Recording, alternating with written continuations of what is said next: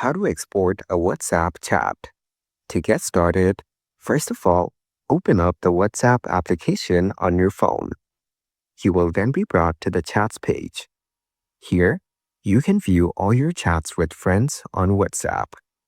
Now, open a chat from this list.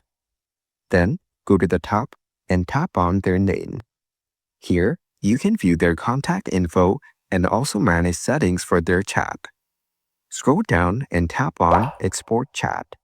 Here, choose if you want to attach media or not. Attaching media will generate a larger chat archive. Here, you can choose how and where you want to share this chat.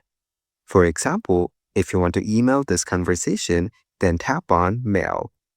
You can also choose other sharing options and share this conversation with your friends. Following these steps, you can easily export a WhatsApp chat.